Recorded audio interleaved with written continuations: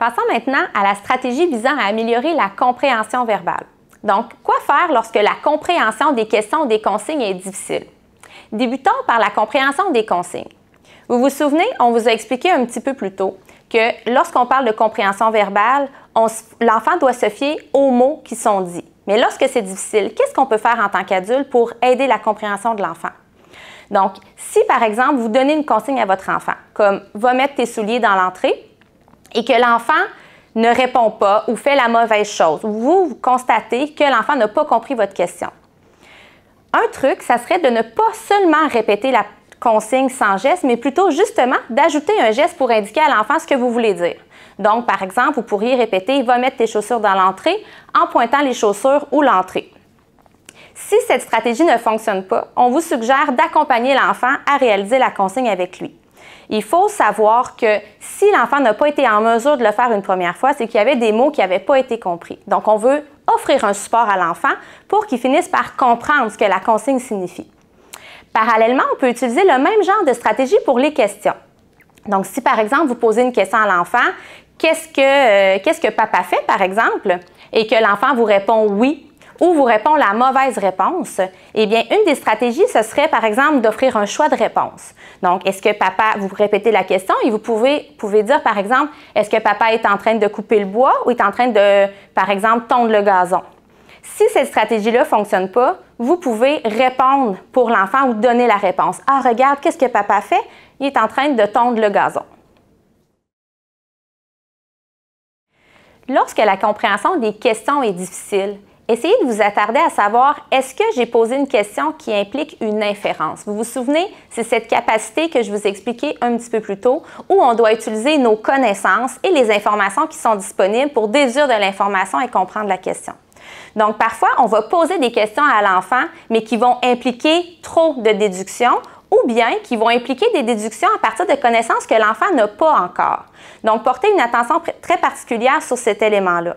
Si vous vous rendez compte que votre enfant ne comprend pas les questions qui impliquent les inférences, ce qu'on vous suggère de faire, c'est de enrichir ses connaissances et également d'expliquer à voix haute votre raisonnement. C'est-à-dire, si par exemple, vous demandez à l'enfant « Ah, mais regarde, pourquoi tu penses que les pompiers sont là? » Si l'enfant n'a pas la connaissance que les pompiers ont comme fonction, par exemple, d'éteindre le feu, vous pourriez accompagner verbalement votre raisonnement et lui dire, par exemple, « Ah, bien, les pompiers éteignent les feux, probablement que il y a un feu pas loin. Sens-tu la fumée? Moi, je la sens. Je suis pas mal certaine que c'est ce qui s'est passé. » Pour faciliter l'apprentissage du langage, que ce soit l'acquisition d'une notion ou d'une structure de phrase, il faut absolument que l'enfant soit attentif au message verbal. Il y a différentes façons d'attirer l'attention de votre enfant. Ça peut être de dire son nom, d'aller le toucher. Mais une façon très efficace, c'est vraiment de se pencher, de se mettre à sa hauteur, de façon à ce que l'enfant voit très bien votre visage. Avec cette stratégie-là, l'enfant peut tirer plein d'indices de votre expression faciale, va voir comment votre bouche se place aussi pour produire les sons. On vous conseille aussi de ralentir le débit de votre parole, de parler plus lentement. Ça va être particulièrement aidant pour les enfants qui ont des enjeux de compréhension, de leur donner le temps un peu d'intégrer toutes les informations que vous lui dites. Également, on peut penser aux structures de phrases. Tous les petits mots dans les phrases, des petits le, la, les, ça passe très rapidement. Donc, le fait de se ralentir, ça va vraiment favoriser l'acquisition du langage chez vos enfants.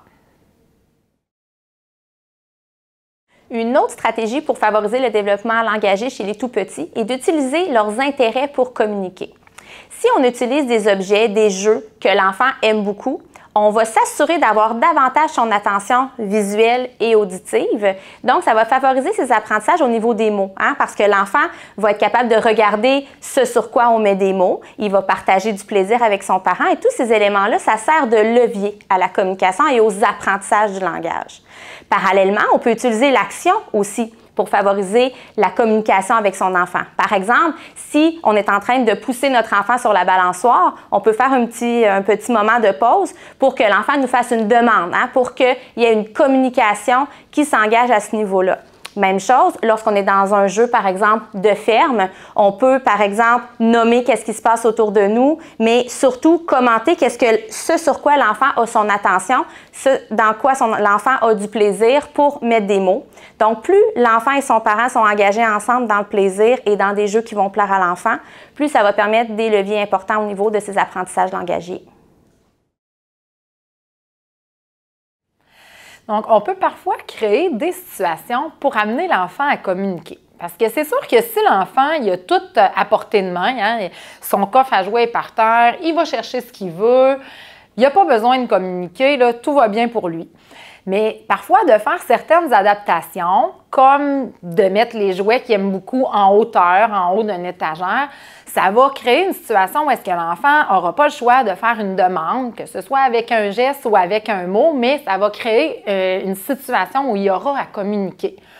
On peut penser également avec la nourriture, c'est souvent un levier intéressant. Plutôt que de tout lui mettre sa collation devant lui, on pourrait lui donner en petits morceaux. Hein. Par exemple, on lui donne 2 raisins, on laisse les autres plus loin. Donc, à chaque fois que l'enfant en veut, il va être obligé de refaire une demande et de faire une tentative pour obtenir ce qu'il désire. Je vous sensibiliserai également au fait de ne pas aller trop au-devant des enfants. Hein. Parfois, c'est payant de les laisser dans des situations où ils sont un peu mal pris. Par exemple, un enfant qui n'est pas capable d'attacher son manteau, bien, attendez parce que ça va le forcer à aller vers vous pour demander de l'aide plutôt que de faire un peu tout à sa place rapidement. Donc, ça peut être là, très intéressant des fois de le laisser dans des situations où est-ce qu'il est un petit peu mal pris.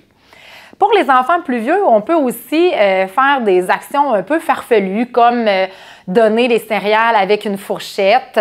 Ça va amener l'enfant à passer des commentaires et du moins à tenter là, de s'exprimer davantage.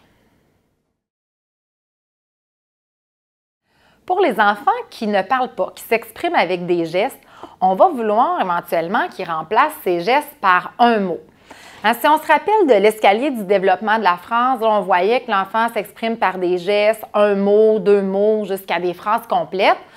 Alors, on ne peut pas penser qu'il va passer du geste à la phrase. Hein. On va d'abord vouloir franchir les étapes une à la fois. C'est ce qu'on appelle la règle du +1 et qui remplace son geste par un mot pour commencer. Comment on va arriver à faire ça? Le premier défi, c'est de reconnaître les tentatives de communication des enfants. C'est très fréquent que les enfants vont faire des gestes puis on va y répondre sans même s'en rendre compte. Hein, par exemple, l'enfant nous tend les bras, on le prend, il tape sur la chaise, on comprend qu'il veut embarquer, on l'embarque. Alors là, ce qu'il va falloir faire, c'est de repérer ces gestes-là et de proposer un mot à l'enfant pour remplacer son geste par un mot. Par exemple, votre enfant qui arrive vers vous avec un pot qui est difficile à ouvrir, on pourrait dire « Ah, tu veux qu'on l'ouvre? » On dit « Ouvre ». Un enfant, par exemple, qui pointe pour avoir un objet, « Ah, tu veux l'avoir? » Quand on le veut, on dit « Donne ». Donc, on utilise l'expression « on dit » pour proposer un mot à l'enfant. On ne peut pas penser que simplement lui dire « ben allez, dis-le avec des mots », ça va fonctionner. Ça ne fonctionnera pas. Les enfants, ils ne savent pas quoi dire.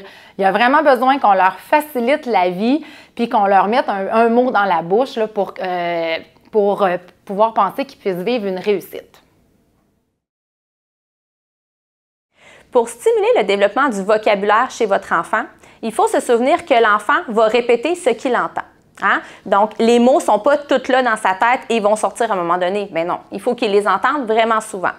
Plus souvent il va entendre les mots dans des contextes variés, plus ça va être propice pour lui de les utiliser hein, parce que toute sa compréhension du mot va être plus complexe et il va être capable justement de l'utiliser à des fins variées. Prenons un exemple. Disons qu'ici, c'est votre enfant. Ça, c'est ce qu'il entend et c'est ce qu'il peut dire.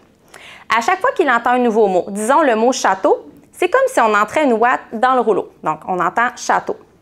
Dans un autre contexte, par exemple, il voit un château dans un film, on dit encore le mot « c'est un château » et c'est une autre ouate. Et, à un moment donné, lorsqu'il va l'entendre assez souvent, il va finir par dire le mot. Certains enfants ont un développement langagier un petit peu plus lent. Donc, ça va prendre plusieurs répétitions dans des contextes variés des nouveaux mots pour que l'enfant finisse par le dire. Comme je vous disais un petit peu plus tôt, le développement langagier se base sur le fait que l'enfant va entendre les mots pour les dire. Donc, c'est super important de ne pas trop poser de questions à son enfant pour le faire parler. Il y a beaucoup de parents qu'on voit en clinique qui utilisent beaucoup la question « c'est quoi ça » ou « qu'est-ce qu'il fait » par exemple pour faire parler son enfant. Donc, on voit les parents jouer puis « ah, regarde, c'est quoi ça? Qu'est-ce qu'il fait? » Donc, pensez qu'à chaque fois que vous utilisez une question comme ça dans le but de faire parler votre enfant, c'est la question que vous mettez dans le rouleau. Donc, qu'est-ce qui risque de sortir à la fin? Ce n'est pas les nouveaux mots, mais c'est le « c'est quoi ça ».